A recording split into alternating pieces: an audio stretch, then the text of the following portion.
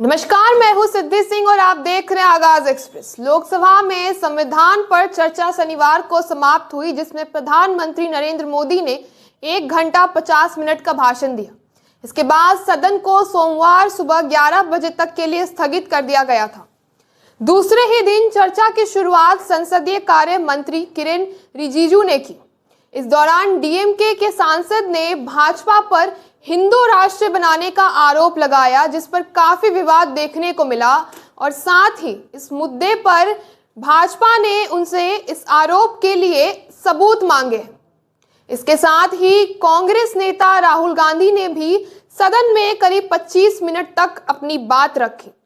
उन्होंने सावरकर और एकलव्य द्रोणाचार्य की कहानी का जिक्र करते हुए भाजपा सरकार पर युवाओं के अवसर छीनने का आरोप लगाया है। राहुल ने कहा कि जिस तरह द्रोणाचार्य ने एकलव्य का अंगूठा कटवाकर उसका हुनर छीन लिया था, उसी तरह भाजपा सरकार अग्निवीर योजना के जरिए युवाओं का भविष्य खराब कर रही है।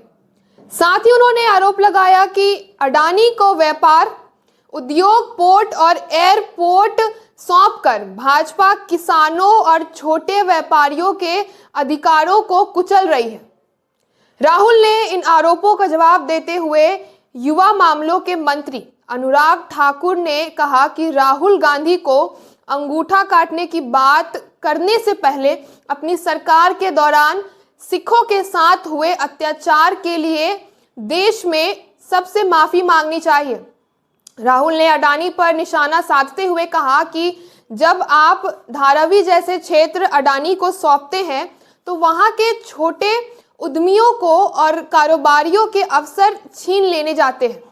उन्होंने भाजपा पर ईमानदारी से काम करने वाले व्यापारियों को हाशिए पर धकेलने का आरोप भी लगाया है। राहुल की स्पीच के 3 प्रमुख बिंदु रहे: सावरकर और संविधान, हथरास का मुद्दा, जातिगत जनगणना और आरक्षण, जिस पर राहुल गांधी ने कहा कि सावरकर ने संविधान का गैर भारतीय बताया था और मनुस्मृति को तरजीह दी थी। उन्होंने भाजपा से सवाल किया कि क्या वो सावरकर के विचारों से सहमत है। राहुल गांधी उत्तर प्रदेश के रायबरेली लोकसभा क्षेत्र से सांसद है। अपने भाषण में उन्होंने उत्तर प्रदेश के योगी आदित्यनाथ सरकार पर भी हमला किया है।